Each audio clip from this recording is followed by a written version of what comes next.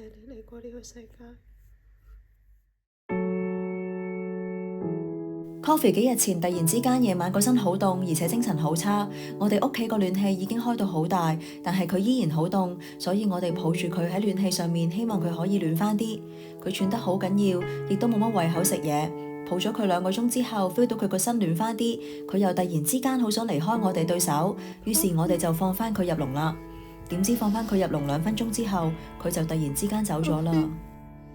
原來頭先佢喺我哋手上面掙扎想走係回光返照，佢真係好叻啊！俾我哋抱住嗰陣，佢係靠自己意志力喺我哋手上面撐住2個鐘，最後撐唔到落去，就用最後一道氣話俾我哋知，佢想翻入籠喺自己瞓覺嘅地方行埋最後一程。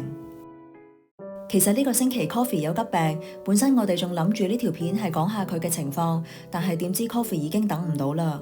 我哋之後會再拍片交代翻 Coffee 之前有咩急病，而呢條片就變咗係 Coffee 嘅告別儀式。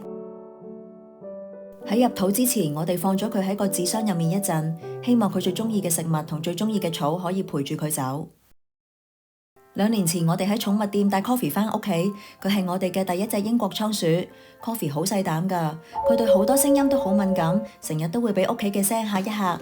啱啱養佢嘅時候，有時佢都幾惡噶，而且佢驚起上嚟會大力咬人。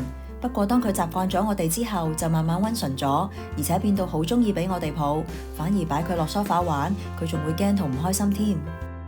Coffee 好中意企到好直噶，又好中意打喊路。食嘢方面，佢最中意就係食草圈同埋果仁，亦都好中意食菠菜同埋西蘭花。佢食嘢好乖，冇乜點揀飲擇食。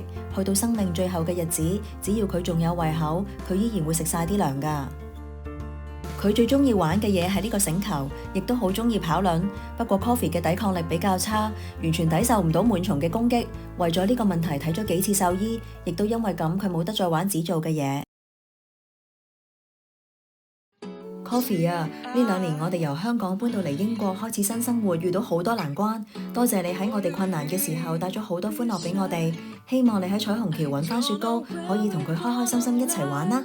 我哋終有一日會再見㗎，約定你啦，好冇？